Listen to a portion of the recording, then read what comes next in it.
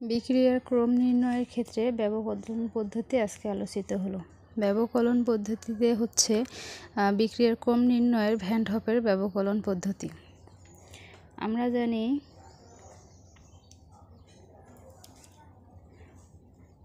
জানি বিক্রিয়ার হার বিক্রিয়কের ঘনমাত্রার n-তম ঘাতের সমানুপাতিক।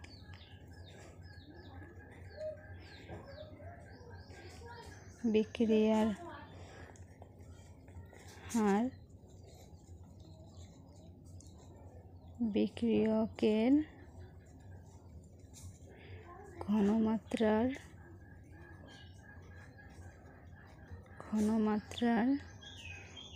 n-তম ঘাতের সমানুপাতিক।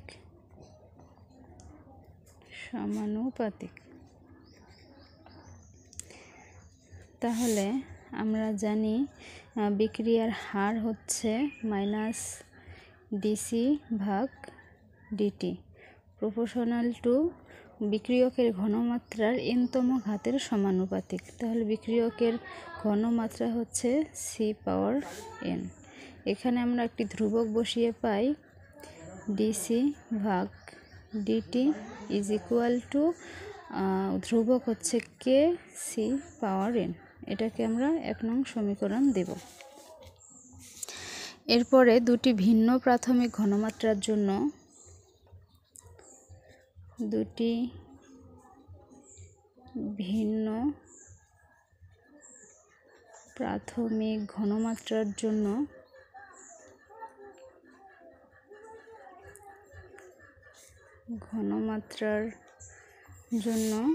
আমরা পাই -dc1dt is equal two k⁴n এবং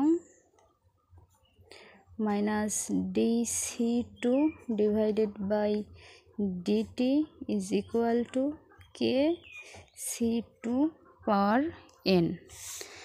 এখন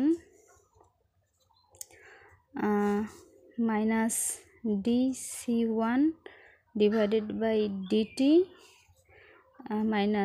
-dc2/dt is equal two c1/c2।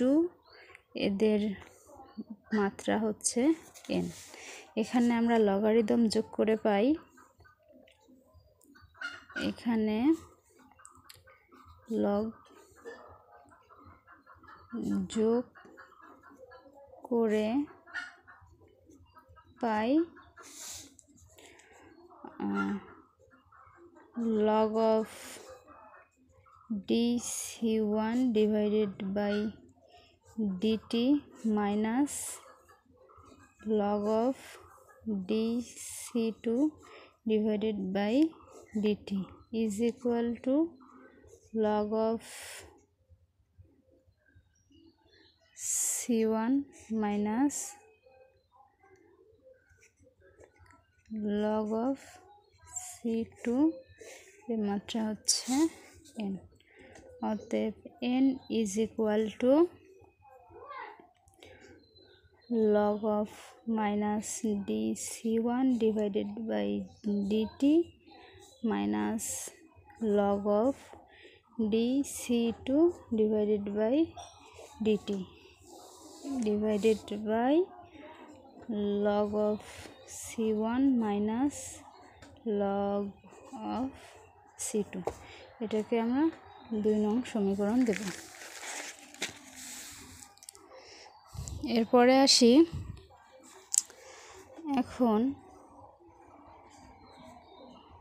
এখন t এর বিপরীতে c বিন্দুকে বিন্দুপাত করে t এর বিপরীতে c কে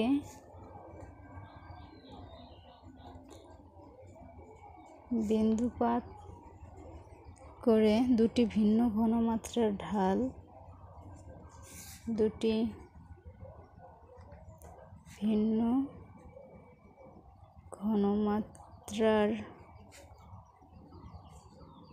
ঢাল মাইনাস ডিসি ভাগ ডিটি মাপা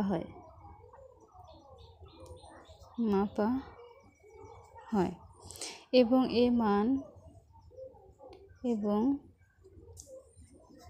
এই মান উপযুক্ত সমীকরণে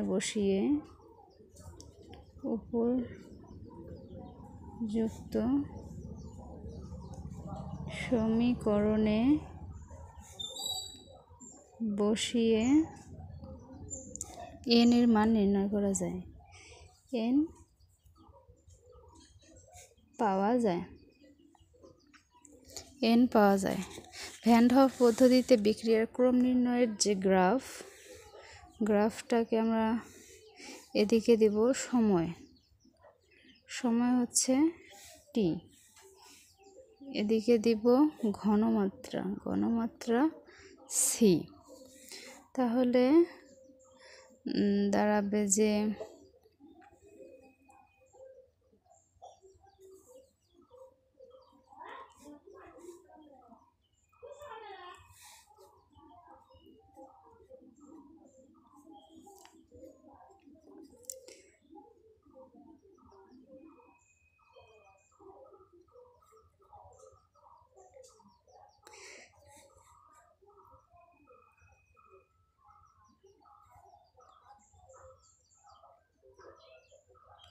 এটা হচ্ছে Q1, এটা হচ্ছে Q2।